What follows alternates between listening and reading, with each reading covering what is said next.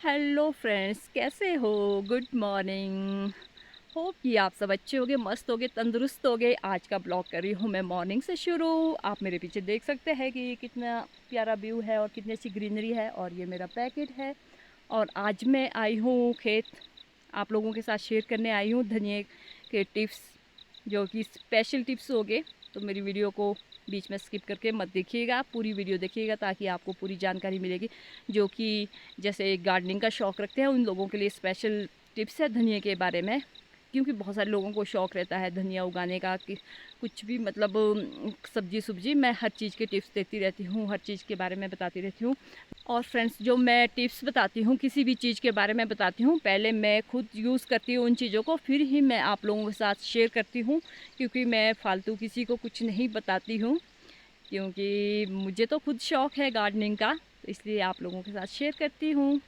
And सबसे पहले जो ये खेत है, तो इसमें से ये घास सारी उखाड़ के इसको मैं खोदूँगी। फिर जहाँ तक मुझे बीजना है वहाँ तक इस घास को सारी उखाड़ के इस मिट्टी को करती हूँ एकदम नरम और हल्की मिट्टी, तो जो हमारे धनिया के लिए बहुत ज़्यादा अच्छी रहेगी।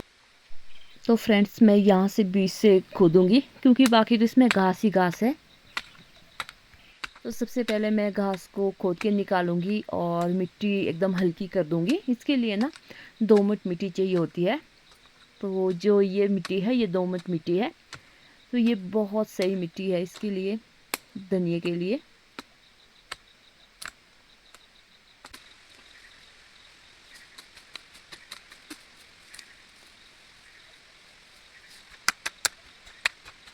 तो गाइस, ये देखिए मैंने इसमें गोबर डाल दिया, बारीक बारीक गोबर खाद खोद के बिल्कुल अच्छा तैयार के। थोड़ा थोड़ा घास रह रहा है इसमें ना, चलो बारिश ना हो तो ये खुद ब खुद ख़त्म हो जाएगा। मैंने वैसे तो काफ़ी हद तक इसको निकाल दिया है, पर ये धूप लगने पर खुद ब खुद ख़राब हो जाएगा। सबसे पहले तो हमें मिट्टी को, ये देखिए गोबर इसमें मिक्स हो गया है, और मैं कुछ दिनों बाद इसमें राख भी डालूंगी। अभी नहीं डालूंगी, कुछ दिनों बाद इसमें राख भी डालूंगी, जो कि हमारी ज़मीन के लिए बहुत ही ज़्यादा अच्छा होता है और बहुत ही ज़मीन को फर्टिलाइज़र करता है वो। आज तो मैं राख लेकर नहीं आई हूँ। ये मेरे पास धनिया है, तो सबसे पहले हमें इसे बीजने से पहले थोड़ा सा कूट लेना है। तो किसी भी चीज़ से इसको मतलब अलग अलग करना है, 1/2 करना है, मतलब इसके 2 भाग करने हैं ताकि जल्दी से अंकुरित हो जाए। तो ये मेरे अपने खेत के ही धनिया है जो मैंने पिछली साल सीड बीजा था, पिछली साल नहीं अभी इस साल ही। तो सबसे पहले धनिया के लिए हमें जो मिट्टी है, ये देखो दोमट मिट्टी, मतलब हल्की मिट्टी, और इसमें ना खाद या गोबर मिला दे, मतलब खाद भी जो गोबर की बनी हो, गोबर खाद। तो मैंने इसमें गोबर खाद मिला दिया, इसको बिल्कुल हल्का कर दिया है, भुरभुरा कर दिया है। तो सबसे पहले ये काम किया है। तो इसमें से हल्की हल्की घास रही है, बट ये जब धूप लगेगी तो सूख जाएगी। जो धनिया है इसको सितंबर से लेकर फरवरी तक बीजा जाता है। तो यही इसका बीजने का समय है, जिसमें ना थोड़ी ठंडी और थोड़ी गर्म जलवायु में ही बीजा जाता है। जैसे आजकल सितंबर महीने में बहुत सही रहता है इसको बीजने का, सितंबर से फरवरी के बीच में। और इसको ना बीजने से पहले जो धनिया है इसको आप भिगोने को भी रख सकते हैं। मैं तो डायरेक्ट बीजूँगी क्योंकि मेरे यहाँ पे बारिश भी हो रही है और नमी भी है। तो अगर कहीं सूखी जगह है तो इसे 12 घंटे के लिए आप भिगोने को डाल सकते हैं। जैसे शाम को डाल दिया, सुबह इसको बीज लिया। पर इसको कूट के ही, जैसे कि इसके 2 भाग करके ही करना चाहिए, इसको क्रश करके ना। तो सबसे बेस्ट तरीका ये है धनिया का। तो अगर आप बहुत ज़्यादा धनिया बीज रहे हैं, मैं तो थोड़ा सा बीजूँगी ना, क्योंकि हमारे तो ये कि थोड़ा सा भी हरी पत्तियों के लिए बीजती हूँ। बट जो लोग ज़्यादा खेती करते हैं तो इसके लिए ना आपको 8 से 10 जो टन खाद डालनी पड़ती है इसमें, गोबर खाद।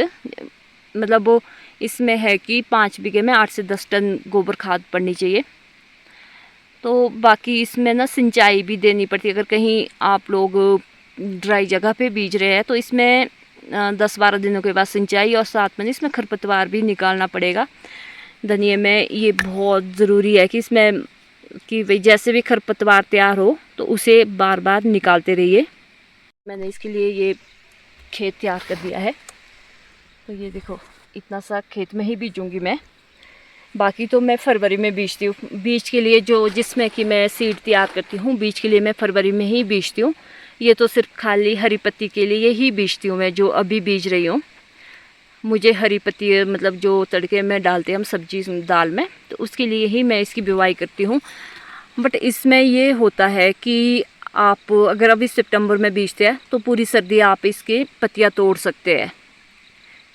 पूरी सर्दी आप इसकी पत्तियाँ तोड़ तोड़ के खा सकते हैं आराम से। तो यहाँ पे ना जो ये खेत है, यहाँ पे देखो घास हमने गाय के लिए रखा होता है, तो यहाँ पे हल्की मिट्टी है इसलिए मैं यहाँ पे बीज रही हूँ।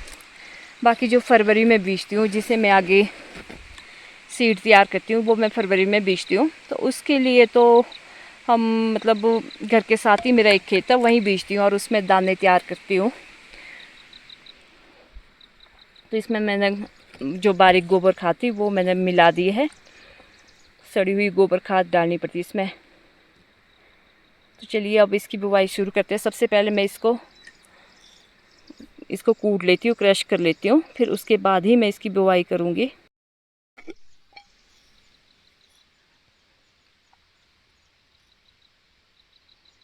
तो गाइस इनको इस तरह से क्रश कर लेती हूँ। मेरे हाथ को इग्नोर कीजिए क्योंकि मैंने ग्लव्स नहीं पहने हैं।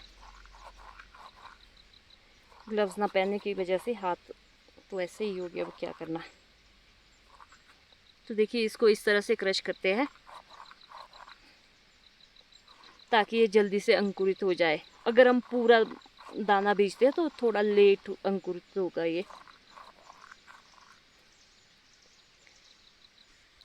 तो फ्रेंड्स मैं देखिए इस तरह से छिड़क रही हूँ थोड़ा थोड़ा करके, और इस तरह से पूरे खेत में छिड़कूंगी।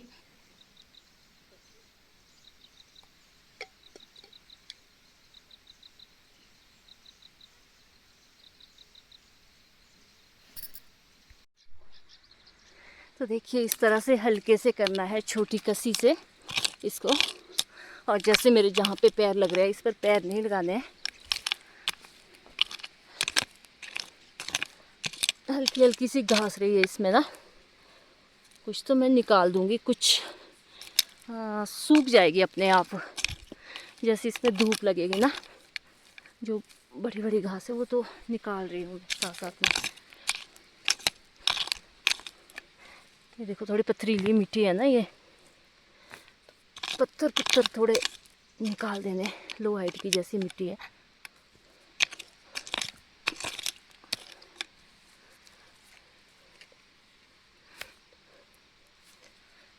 और इस तरह से ना इसको हल्के हाथों से करना है ताकि इसको कोई चिड़िया भी नहीं चुग सके। और देखो थोड़े थोड़े पत्थर भी है, पत्थर को साइड में करके इस तरह से हम इजीली कर सकते हैं।